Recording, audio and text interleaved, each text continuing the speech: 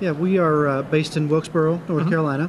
We cover 10 counties, in the western North Carolina, northwestern North Carolina area. It's a pretty mountainous area out there too. It right? is. Okay. It is. Yeah. We do have some counties that are in the foothills. We call so. Yep. It's still pretty rough terrain, but it's not as bad as Ashe County, Avery County, Watauga County. Those are our more mountainous counties. Gotcha. And we have. Let's see, we're CDMA provider.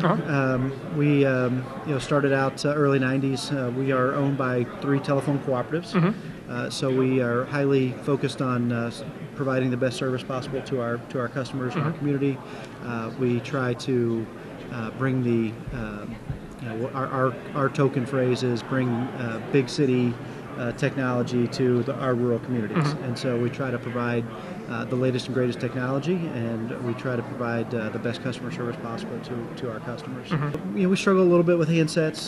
That's always been a challenge. We're a few months behind most of the bigger players. We do have a buying consortium that we're a member of that has allowed us access to a wider selection and get access to smartphones quicker. Okay. And so now we typically are able to launch the smartphones that the larger carriers launch. I'd say definitely within 6 months and approaching 90 days or 3 months. So it's getting much better. Obviously, with the iPhone, the exclusivity came off with their launch in Verizon. Yeah. Our issue is obviously scale. So we're quite a bit smaller and. And then the exclusivity sort of exacerbates the issue of the scale, the original scale issues that we have.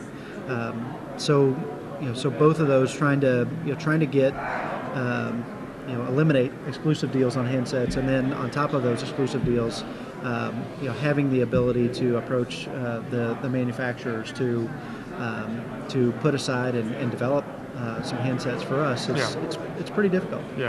The big issue for us now is interoperability with particularly with the 700 megahertz, but really with any spectrum that comes out in the future. Right now, it just happens to be the 700 megahertz, and AT&T has a band plan that they've developed, and Verizon has a separate band plan that they've developed, and a lot of us smaller carriers have a collection of spectrum that we're using, and to be able to get all of that spectrum available for use in the next generation of 4G LTE, we're starting to develop a separate band class, and really our position is that all of those band classes need to be interoperable, and there shouldn't be a separate carved out piece of spectrum that one carrier uses and it's exclusive to them and no other carrier could use it.